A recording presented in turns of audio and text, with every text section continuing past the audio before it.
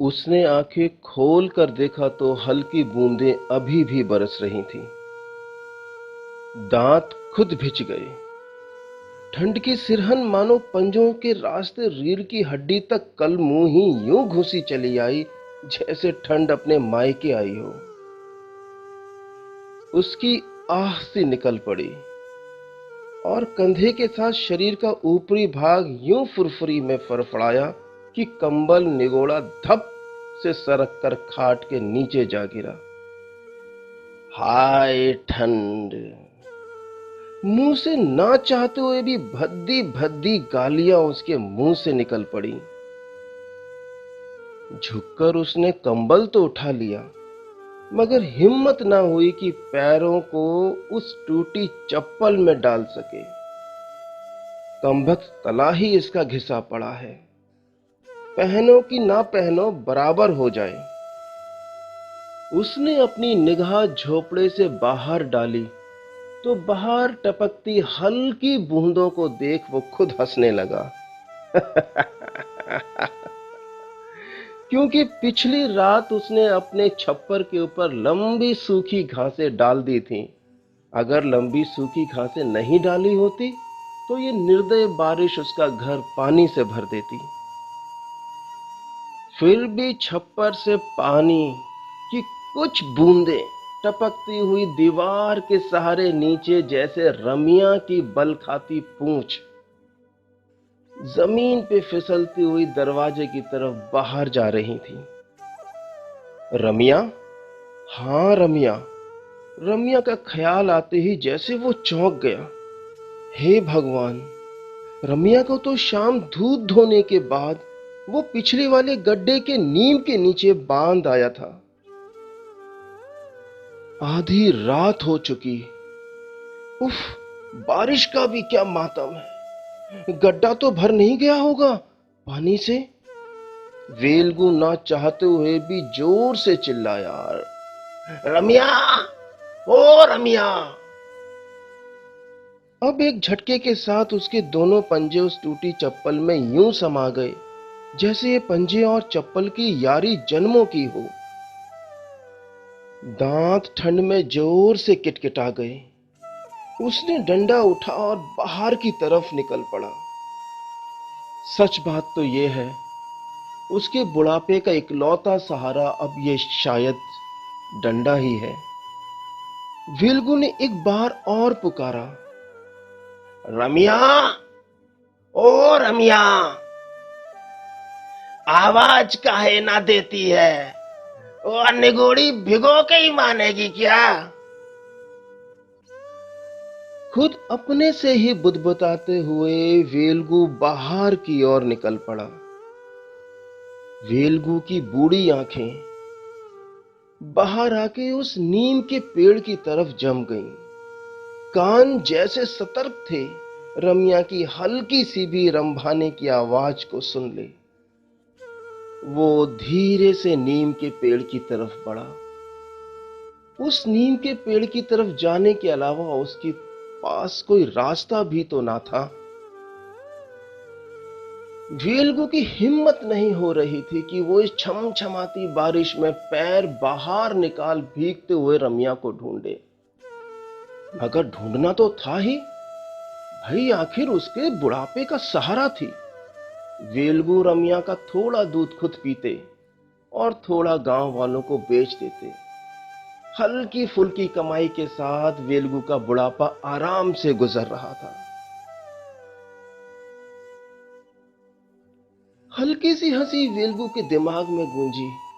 हाँ, वेलगू की दो बिटिया थी, एक बड़की और दूसरी छुटकी। 5 साल पहले बड़की को वो बगल वाले गांव में ब्याह दिया और अभी 2 साल पहले ही विजयपुर के पोस्ट मास्टर के साथ छुटकी को ब्याह दिया। वेलगू के सामने अब हल्के हल्का धुंधला सा जिया का चेहरा उभर आया। जिया उसकी धर्म पत्नी कितना जोर से नाची थी बड़की के ब्याह में कि सब लोग बोल रहे थे कि देखो, जिया ऐसे नाच रही है जैसे बड़की का ब्याह ना हो, खुद का ब्याह हो रहा हो।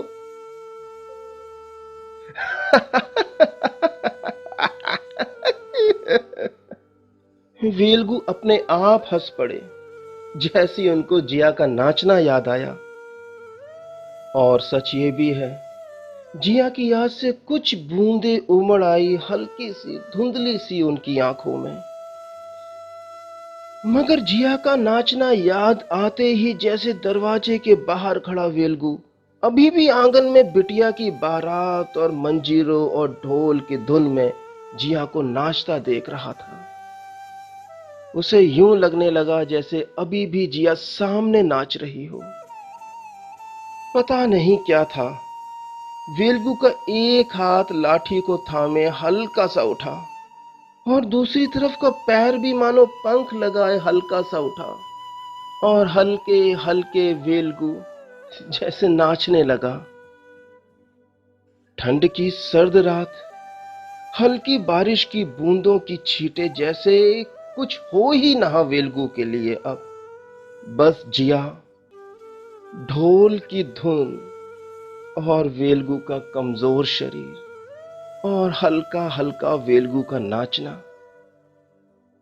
अपने ख्यालों में इस कदर खोए वेलगू कि अपनी इकलौती भैंस रमिया को भूल ही गए। बहता सा अतीत जैसे सामने आ गया हो, और वेलगू के सूखे होठों पे वही अंदाज, वही शाही मुस्कुराहट जो जिया को सामने नाचता देख सांसों के साथ उनके होठों पे चली आई। वेलगू की इसी मुस्कुराहट को देख अक्सर जिया भी मुस्कुरा जाती। वेलगू की इसी शाही मुस्कुराहट पे तो जिया ने अपना दिल वेलगू को दिया था। इस वक्त तो बस ख्यालों में धप धप ढोल और वेलगू के आंगन में गूंज रही थी मंजीरे की हल्की चंचनाहट। वाह, क्या लगती है मेरी जिया नाचते हुए। वेलगू धीरे से घूमा, पैर उठाए।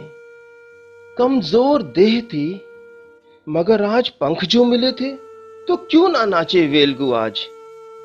अब तो वेलगू घूम घूम के एक पैर पे नाचते तो कभी कंधे को भी और कमर को भी ठुमकने लगते।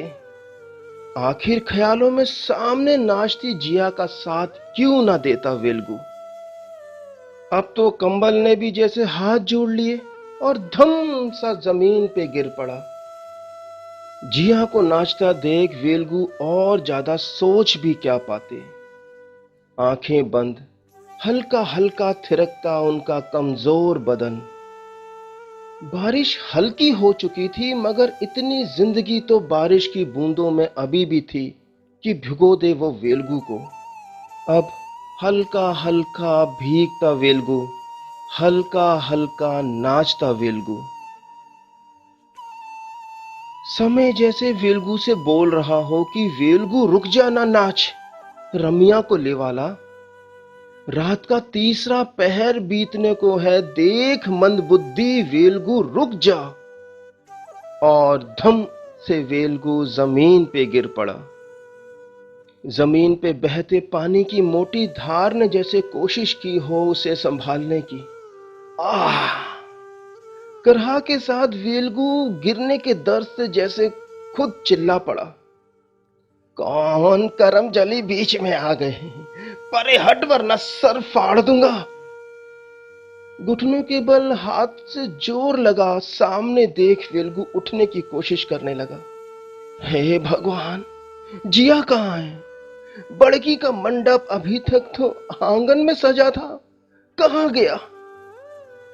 वेलगू जैसे अतीत से वर्तमान की गीली मगर निर्लज जमीन पर लौट आया। हां, पिछले साल कितनी खुश थी जिया। बड़गी का दूल्हा जब खुद आए थे सबको लेने, आए भी क्यों ना, कमी ही क्या है उनके घर में। 70 बीघा खेती है, आस पास के गांव में नाम है परिवार का। उनके गांव में खूब धूम धड़ाका बड़ा मेला जो लगता। इतना बड़ा मेला लगे और हमें लिवाने ना आए, जिया सोच के हंसने लगी थी। जिया को ख्यालों में मुस्कुराता देख, हंसता देख वेलगू खुद भी हंसने लगा।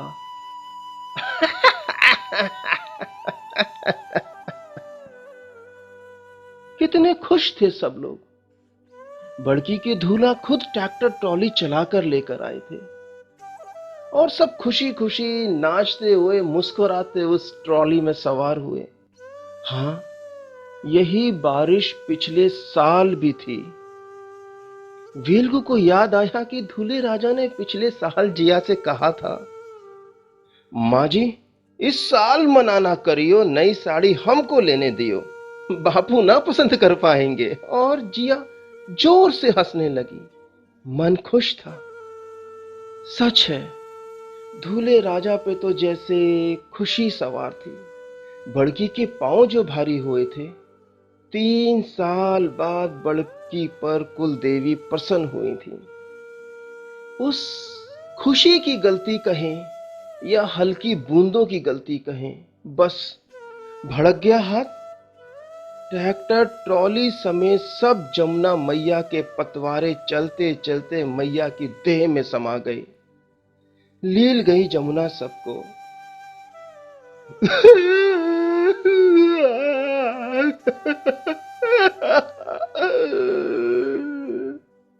फूट पड़ा वेल्गो।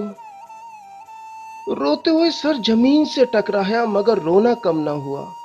कौन सुने, कौन आए, कौन ढांढस बंधवाए। अब न ठंड, न बूंद, न कोई एहसास। सच कहा है किसी ने, बारिश की एक तो अच्छी बात है कि कोई आपका रोना नहीं देख सकता। और आज कहानी लिखते हुए जब मैंने समय के साथ उस नीम के पेड़ की तरफ झांका, तो मुझे वहां कोई बंधी हुई रमिया नजर नहीं आई। गड्ढा जैसे पानी से पूरी तरह भर गया हो। बारिश की तेज बूंदें जैसे मना कर रही हो कि वहां मत देखो। मैंने नजर उठा के जब वेल्गो की तरफ देखा, तो ना कोई मुस्कुराहट थी, ना कोई रोना था, ना कोई सांसें थी। मेरी कलम जैसे खुद कांप गई। मैंने ध्यान से देखा, शांत थे वेल्गो बिल्कुल। ना जाने क्यों मेरी नजर फिर नीम के पेड़ की तरफ उठी। हाँ, वहां पर जिया खड़ी थी मुस्कुराती हुई। शायद वो वेल्गु को अपने साथ ले जाने आई थी। बस इतनी सी थी हमारी आज की ये कहानी।